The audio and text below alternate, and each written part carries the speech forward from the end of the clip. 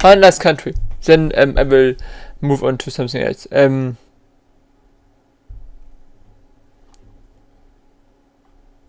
already made Luxembourg.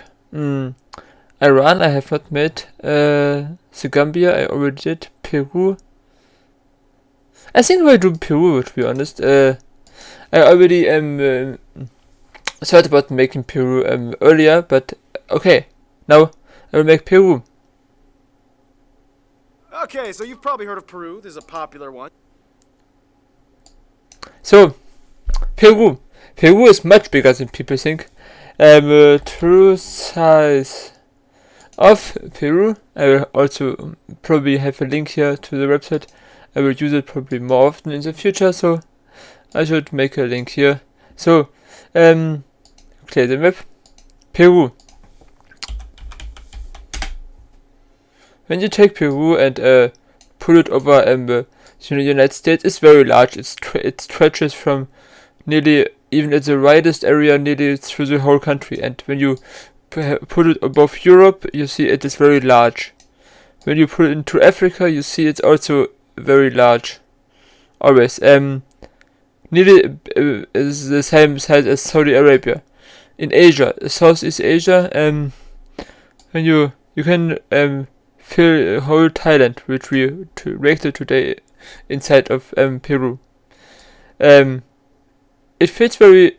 It's not, of course, it's much smaller than China, but yeah, many places in the world are smaller, much smaller.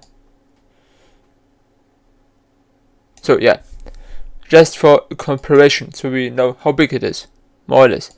Now, welcome to Geography Now, Peru. Let's see. Okay, so you've probably heard of Peru. This is a popular one. You know, llamas, Machu Picchu, ceviche, the Incans. But what you probably don't Is it? It's high quality, or it should be high quality. Yeah.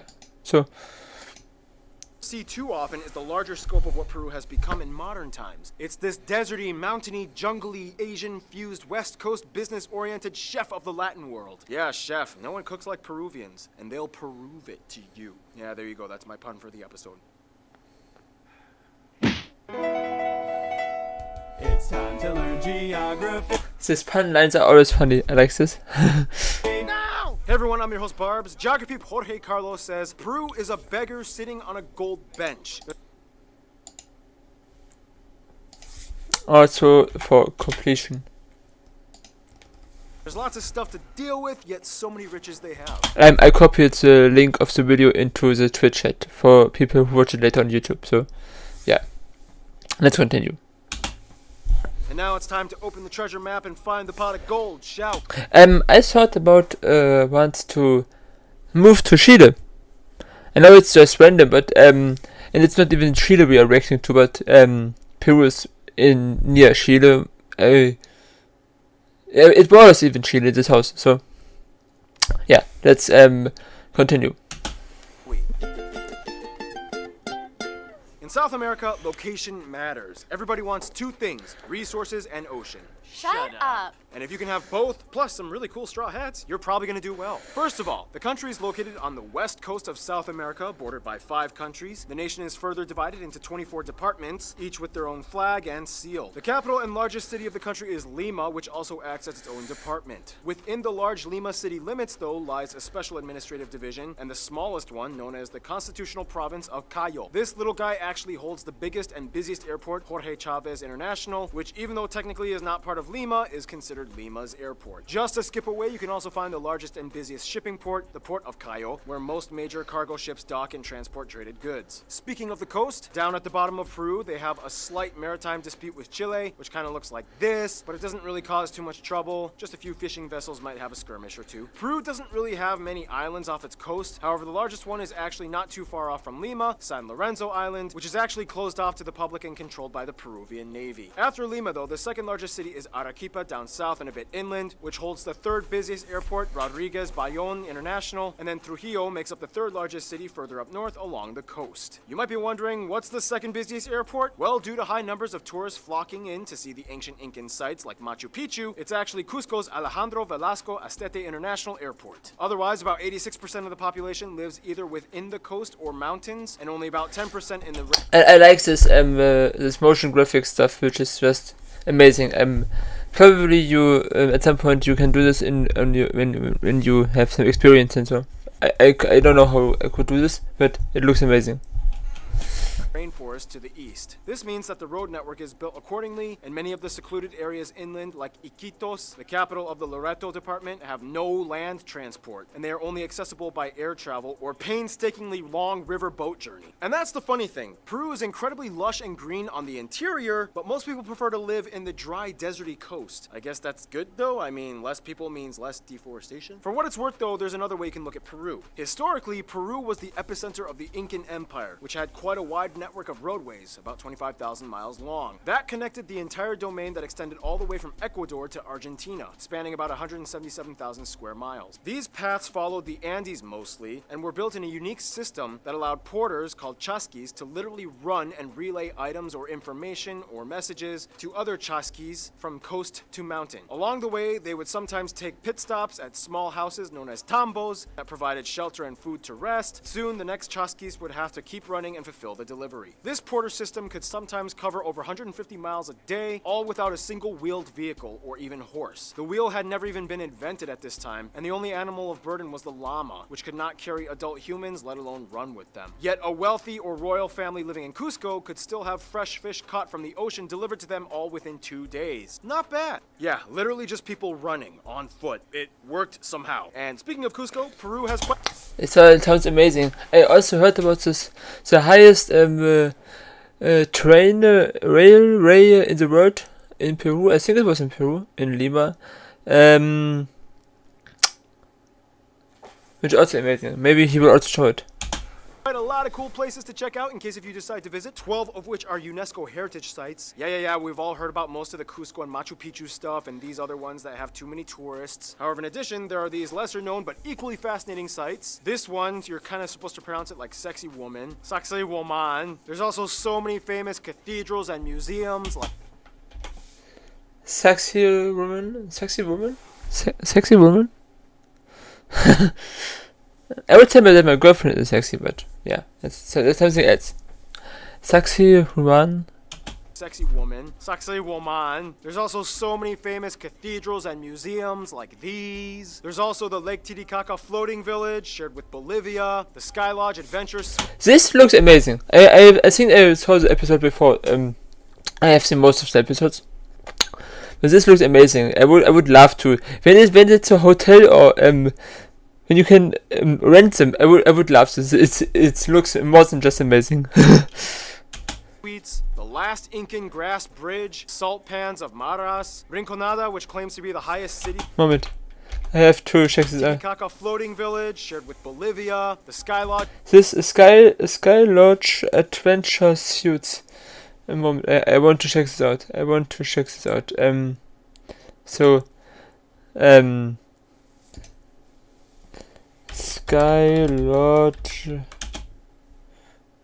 Sky Lodge Adventure Suits. I hope it's written correctly. Let's see. Sky Lodge Adventure Suits.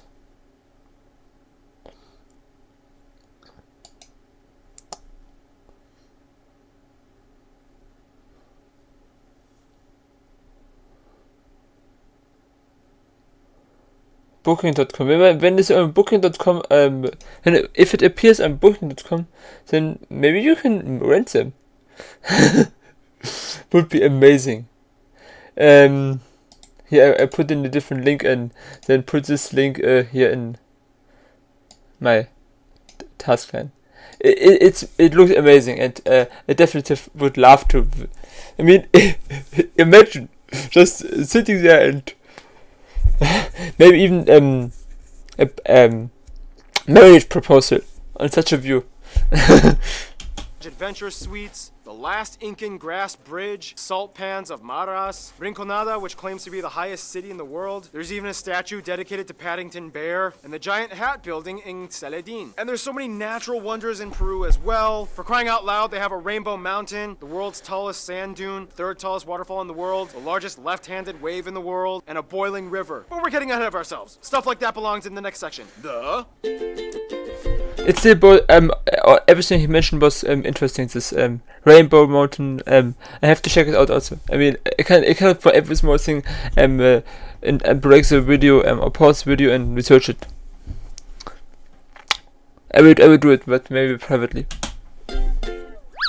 Earth, Fire! wind, water, the rest, animals, resources, or whatever. With your powers combined, I am Captain Peru! Any of you guys remember that show? 90s kids? No? Yeah? Whatever. First of all, the country sits right at the ring of fire at the convergence of the Nazca Plate under the South America Plate. Well, I think this also explains why he mentioned Ecuador as where next video there will be volcans and Ecuador is right above Peru, so probably also Ecuador lies in the ring of fire. Makes sense. Convergence is essentially how the Andes Mountains were formed, the second tallest range on Earth after the Himalayas. In addition, it creates the Peru-Chile Trench just off the coast, which also makes the country pretty susceptible to earthquakes and some volcanic activity. The nation is generally divided into 3 physical zones, the Costa, Sierra, and Selva. The coast is mostly dry and desert-like with arid vegetation. In fact, the driest desert in the world, the Atacama, hugs the southernmost tip of Peru. The next part, the mountains, or Sierra, takes up about 30%. I think the southern desert is also in the north of Chile, and maybe even I thought about moving to the north of Chile, and I looked up some cities there, and there was a desert. Maybe it was even the same desert. Of the land, and of course is made up of the highest parts of elevation, including the tallest peak of the nation, Mount Huascaran, with its 2 majestic peaks. Just a skip south, you find the largest lake, not only in Peru, but all of South America, the highest navigable lake in the world, Lake Titicaca, shared with Bolivia. It is also in this region that the longest river, not only in Peru, but also all of South America, begins, the famous Amazon, which branches out into thousands of other tributaries and streams, but surveyors claim that the source of the Amazon are the headwaters of the Mantaro River, which is sourced at Lake Junin, or Chinchaycocha. The last physical region, the Selva, or rainforest, makes up about 60% of Peru's land makeup and is sparsely populated and filled with all that lush, green, humid, tropical forest stuff that you can imagine. As we explained in the Chile episode a long time ago, the reason why the country is like this is essentially because of the rain shadow effect. The winds carrying moisture are trapped in by the mountain ranges, leaving all the leftover dry air to blow out westward. Something similar is also happening in north of India, where the kind of winds from the Indian Ocean blow up and get stopped by the Himalaya, and then north of the Himalaya in the west of China, it's very dry, one of the driest regions in the world. And something similar is also happening here, maybe not quite as extreme, because there is the Pacific Ocean at least, which also, and the north side of the Himalaya is also just land, and then land, and at some point later the Arctic Ocean after Russia. So it's a bit similar in some ways, but also different. On the other side, parching the land and leaving it to form a depleted, arid landscape in contrast to the adjacent region. Oh, and one more thing, the warm waters off the coast are also the source of El Nino, the crazy weather pattern in the Pacific that causes all the tropical storms and whatnot. Whew, and with that being said, it's time for my triple shot espresso break, which means now it's time for Noah to finish off this segment with the physical composition of Peru. What's that? All in a day's work. As mentioned, Peru is home to a wide range of flora, fauna, and overall physical contrast. They are classified as a mega-diverse nation with nearly 6,000 endemic species. They have about 1,800 bird species, including the largest flying bird in the world, the giant Andean condor. In addition, there's also 500 species of mammal, including the national animal, the llama, and about 300 species of reptiles and over 15,000 plant species, including the Puya Rayamundi, the world's tallest flowering plant. And speaking of plants, the potato originated here in Peru, and they come in over 4,000 different 4,000 different varieties of potatoes. I mean, in Germany, many people eat much potatoes. I mean, what for Germany is the bread is maybe for Peru the potato. varieties, colors, and shapes. Peru is the world's largest quinoa and maca producer. They also produce the world's most expensive coffee, Coati Dung coffee, which is made from the partially fermented coffee beans that pass through the digestive system of a coati. Wait, so you're saying this whole time my espresso breaks could have been Coati poop coffee breaks? I want that. How much is it? Well, once a limited supply of beans are harvested and produced, I mean, come on. Interesting. I don't drink coffee, but I will moment. What is your name? Of a coati. Peru is the world's largest quinoa and maca producer. They also I want to make a picture of this coffee name, so I can recommend this maybe to my parents, which drink coffee or not.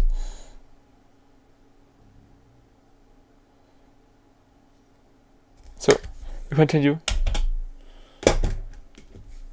produce the world's most expensive coffee, Kawadi Dung coffee, which is made from the partially fermented coffee beans that pass through the digestive system of a Kawadi. Wait, so you're saying this whole time my espresso breaks could have been quad But the quality is very cute. It looks awesome.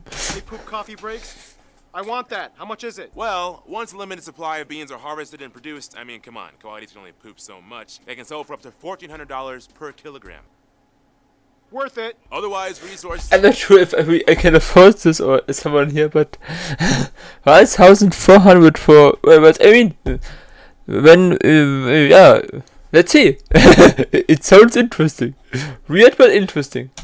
Always been a key player in Peru's economy, specifically in the mineral mining industry. They are the world's 6th largest gold producer, and which in itself makes up over a fifth of their exports. Service sector jobs have greatly increased, especially in the transport category. Largest company in Peru is actually Aero Condor. And finally, time to bring this segment to a close like we always do. Food! In the Latin world, Peru is a culinary powerhouse. Often some of the top-ranking restaurants in the world are found in Peru, like Central or Maido. Some top notable dishes that you guys suggest we mention include things like lomo saltado, arroz con pato, and ticuchos, rocoto relleno, ají de gallina, alpaca and llama meat, lucuma and camu camu fruits, papas a la huancaina, and the national dishes, ceviche, most of you may have heard of this, and the lesser-known cuy, which is roasted guinea pig. Yep. Guinea pigs, that's also a native animal. And you know what else is native? The people. Which brings us to... Thank you, Noah. This is great poop coffee. When you think of Peruvian people, you think ponchos, pan flutes, and those hats they wear. Yeah, there are some people like that in the country, but that's only one fraction. Peru is pretty much like all the other nations in the Americas. It has a story rooted in both native and foreign fusion. Today, Peru, much like its cuisine, has a little bit of everything blended into it, but never compromising the foundation of where everything got started. And it's gotten pretty Asian. First of all, the country has about 33 million people and is the 4th most populous nation in South Colombia, Venezuela, I think have more, and of course Brazil. I think that it in the orientation Brazil the most, then Colombia, then Venezuela, and then Peru. America. Coming up with the exact numbers for ethnic breakup is a little tricky because not all the census data seems to match up exactly. However, according to CIA World Factbook, the highest percentage of the largest group, mestizos, numbers at about 60%, and the Amerindian community population is supposedly at around 25%. However, some estimates I've encountered claim the exact number may vary. Either way, the largest groups of this category are Quechua and Aymara. Around 6% of the population are white, around 4% are black, a little around 3% are Asian, mostly Japanese and Chinese, and the remainder are unspecified groups at around 2%. And here's the weird thing though. According to certain studies, it is speculated that historical intermarriages between Asians and locals dating back to the mid-19th century means that somewhere around 10 to 20% of the entire population could have East Asian roots down their lineage at some point. If this were true, it would make Peru potentially the most Asian of all the countries, not just in Latin America, but all the Americas. Yeah, I told you, those Asians left their mark for sure. Mostly the Japanese. I mean, after Brazil, they have the largest Japanese diaspora in the world, and even one of their presidents was Japanese. It didn't go so well for him, but hey, it shows how far the Japanese have come in Peru. Anyway, they use the Peruvian sol as their currency. They use the type A and... Something random, but Japan doesn't recognize North Korea as an independent country, as a sovereign country, and still there is, I think, in Japan a community from North Korea, which is also taught in the typical North Korean way with a picture of Kim Jong-un in the classroom, and so it's a community of people who always have lived there or so, but has been in North Korean or so. It's kind of weird. I think now it's weird. It just popped up in my head right now. I will make a North Korea joke with no reaction later. But yeah, just mentioning. Let's continue. B plug outlets, and they drive on the right side of the road. Now back to people groups, the country kind of has like 3 official languages. Of course, Spanish, and then there's Quechua, and finally Aymara, which is actually more spoken in Bolivia. In the shortest way to put it, the Quechua and Aymara are basically the largest groups of modern descendants of the ancient Incan peoples. Most of them live in the high mountains of the Andes, which means their bodies from a young age have actually acclimated to the rather intense conditions of thin air and cold. The average Quechua lower heart rate, a third larger lung capacity, and more blood volume. Dude, they're kind of like superhuman. Kind of, yeah. By force from birth. I guess, kind of, yeah. Cool. Forced superpowers. If it'll help you remember that fact, then fine. Any Peru! The indigenous, although a vital part of the Peruvian identity, are only one part of the puzzle, though. There's so much to discuss with the people, and with that, here's Random Hannah with culture stuff. Today, with generations of multicultural backgrounds, the population of Peru is very different from how it started centuries ago, yet they never lost their roots. As mentioned, historically, the Incans created an entire complex society of millions, all without the advantages that were used in Western societies. According to Atlas Obscura, the Incans never invented the wheel, never figured out the arch, and never discovered iron, but they were masters of fiber. Everything from ships, armor, slings, and bridges were made of fiber one way or another. They even had a system of communication with knotted fibers called quipus. Otherwise, today traditions still live on in the indigenous communities. For one, Quechua women that are married often wear various types of I just listen interested. I'm not doing something else. woven hats, whereas single women wear knitted hats. Catholicism, of course, plays a huge role as well. Somewhere around 3/4 of the country claim to be affiliated to it. Catholicism in Peru, though, has a high degree of synchronism. For example, many herders from the countryside still pay tribute to Pachamama or Mother Earth. For many of these peoples, traditional belief systems in themselves are still practiced even apart from Catholic fusion. In fact, Peru has the second highest number of shamans after India. And now we're going to do a list of some cultural stuff, but to help me, we're gonna bring out Ian! All right, we're back at it. You know what to do? Yep. All right. Ah, they're so cute! In addition, festivals in Peru are world-renowned. So they are together, I assume now. Nice. Are they from Peru? Maybe?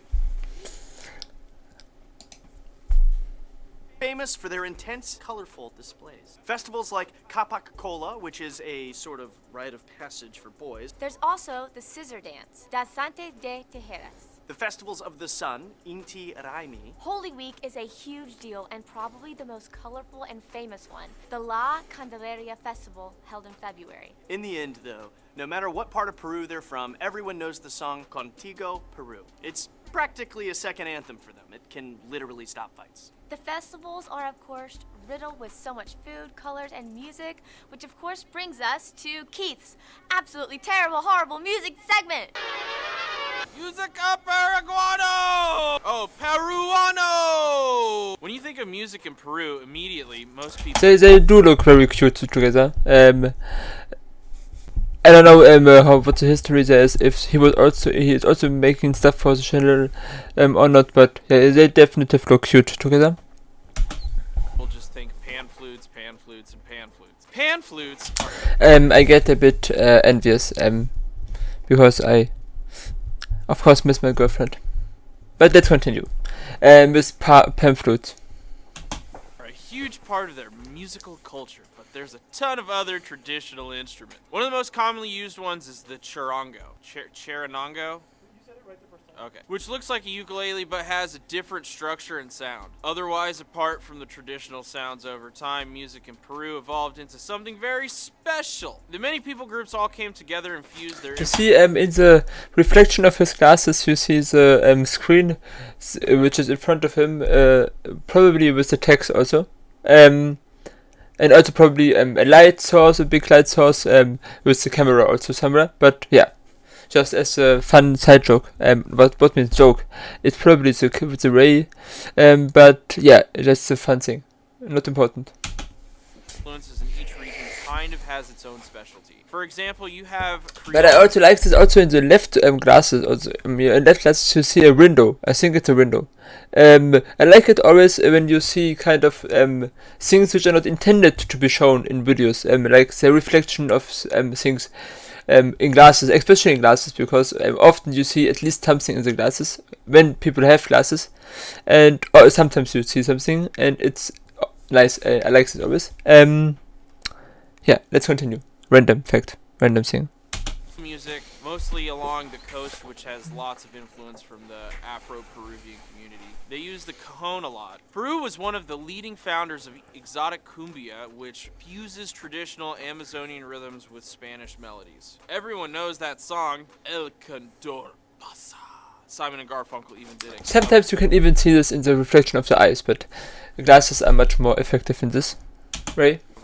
And that's about it. Remember, buy a Keith shirt at geographynow.com, because this shirt is the shit. Thank you, Keith. Yes, buy a shirt at geographynow.com. Now, there's a lot of other things we could have mentioned, like often when drinking beer, they leave a little left in the glass and then pour it on the soil to give back to Mother Earth. There's those long skulls of the paracas, which are brought up a lot in alien conspiracy theories. But anthropologists say that people would just kind of push their baby skulls in between long boards to make that shape for aesthetic reasons, symbolizing nobility. They do have a long history of political strife. I mean, the past 5 presidents are either dead or in jail. And finally, almost every Peruvian has told me we hate. There's also kind of a thing now going on in Peru where someone was arrested, and some people say it was kidnapping, some others say it was because he intended a coup or so. So things are messed up in the moment a bit. But yeah, that's something for someone else, some other time.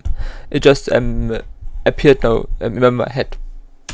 Señorita Laura, don't mention her. She is a national disgrace, and she was exiled. She's Mexico's problem now. Yeah, thanks, Peru. In any case, now it's time to do the incredibly condensed history. I don't know anything about this woman, so tell me something if you're from Peru and know something about her in the comments. On YouTube, probably.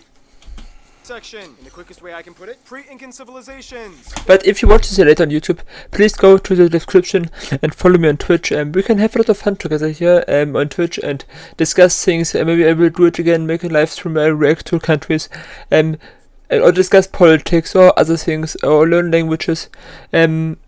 Just come to Twitch and follow me there for having some fun together and learning things also together. Let's continue. Incas. Let's continue. Conquistadors come in. They fight the Incas. Amaru II Rebellion. Viceroyalty years under Spain. Conquistadors come in. They fight the Incas. Amaru II Rebellion. This is interesting. When was it? 1542 to 1707.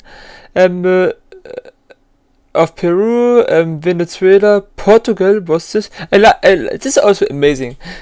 Historic maps, and then you can see how things developed, and that's also interesting. I like this unexplored territory. It's awesome. Let's continue. I will like later also look into more historic maps. But that's for another video. Royalty years under Spain. Wars of independence for all of Latin America. San Martin versus Bolivar. Guano era. Ramon Castilla abolishes slavery. War of the Pacific. Foundation of APRA. First military dictatorship. Democratic elections. Second military dictatorship. Agrarian revolution. Democratic elections. Support to Argentina during Falklands War.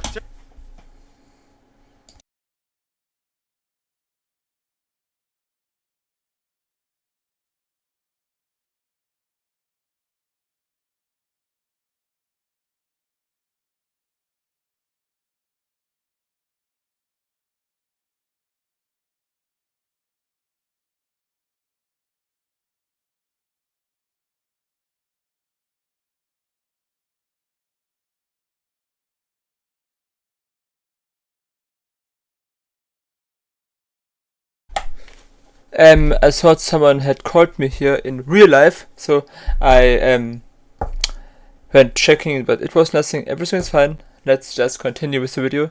With the history of Peru.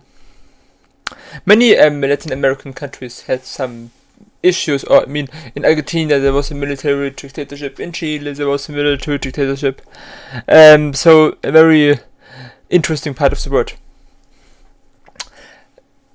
Probably the United States were not innocent in this, but I don't know anything about Peru. I know about Argentina and Chile, but yeah, let's continue. Here. terrorism and economic crisis, war with Ecuador, the Four Suyos March, Pan-American Games in Lima, and here we are today. And now it's time for the extremely condensed notable people section. Some people you guys, the Peruvian geography people, suggested we mention in this episode include so many soccer/football players, but this one is probably the most famous. War heroes like these people: Tupac Amaru II, Pachacuti, Atahualpa, these two saints, Juan Diego Flores, Susana Baca, Eva Ayon, Chabuca Granda, the whole women's volleyball team that won the silver medal in the Olympics in Seoul, Edwin Vasquez, Sofia Mulanovic, Benoit Piccolo, Gladys Tejeda, Ines Melchor, Valentina Shevchenko, Ricardo Palma, Cesar Vallejo, Maria Vargas Llosa, Claudia Llosa, and Daniel Peredo. All right, and that's just about it. And now we will talk about Peru's relations with the outside world, shall we? Let me guess what countries they get along with. Probably they have some. I mean, with the United States, I'm not sure. They probably had also the influence on the dictatorships in the past, I think. And I think they had a war with Chile also at some point, so I'm not sure. Let's see. In the Latin world, Peru is like that neighbor that everyone wants to visit when they are having a barbecue. Like when Peru starts cooking, suddenly cousins you didn't even know you were technically related to start popping up. It's like, what the? Cape Verde? Really? I mean, you're invited, but dang, it's been a while. You don't even speak Spanish. For one, they generally get along with all their South American cousins. Colombia, Venezuela, and Ecuador are like the fun cousins. Brazil is like the business cousin. And Chile is like their biggest frenemy, you know, because of the War of the Pacific. But they still get along with Chile and love to visit. Geography Nicholas says all the best restaurants in Chile are Peruvian and the best stores in Peru are Chilean. They both argue about the drink pisco sour being their national drinks, but otherwise they moved on and do well together. China and Japan are of course their best Asian friends. China is actually their biggest trading partner in both imports and exports, and then ties go all the way back to the 1800s when the Chinese migrants to the New World began through cheap labor workers after slavery was abolished. In 2009 they signed a free trade agreement, and today Peru hosts the largest Chinese community in Latin America. Relations with Japan, however, go even earlier during the Manila Galleon years, in which ships would transfer peoples and goods back and forth from the Americas to the largest Asian Spanish colony, the Philippines. Japan often got involved and eventually was exposed to Peru. Since then, heads of state have constantly visited, bilateral agreements signed, many Japanese companies operate hubs in Peru, and the two are always close. In terms of their best friends, however, most Peruvians I have talked to have said, depending on who you ask, it would probably be Argentina and Bolivia. Even though they don't border Argentina, they've always kind of kept an eye on each other. Business is always usually good, and Peru totally supported Argentina in the Falklands/Malvinas War. They are part of numerous organizations like the Latin Union, the Union of South American Nations, and so on. Culturally, though, Bolivia seems to tie in better with the indigenous community, as both countries have high populations of Quechua and Aymara groups. At one point, they were even joined together under a confederation for 3 years back in the 19th century. Bolivia shares... At one point, they were even joined together under a confederation. I always like this when countries combine, I mean, become one country. It's awesome. If it is really they want it. I mean, so like the East African Federation in Africa between the Democratic Republic of the Congo, Kenya, Tanzania, Burundi, Rwanda, South Sudan, and Uganda, which will maybe happen in the next decade or even in the next years. I don't know. They are working on this for since a long while, and yeah, it would be certainly nice. I would also like if Ethiopia would also be a part of it. But yeah, it's definitely interesting to follow up this kind of developments. But maybe it didn't work out in this case. Probably it didn't work out because they split up again. For 3 years back in the 19th century. Bolivia shares the same Incan blood, as they were both historical centers of the famous empire prior to Spanish rule. They will forever be mountain brothers. In conclusion, Peru has gone from an empire that thrived on foot speed, fibers, and festivals, and now it's fusion, finance, and food. Take a seat and enjoy the barbecue because Peru serves up quite a dish. Stay tuned, the Philippines is coming up next. Mabuhay!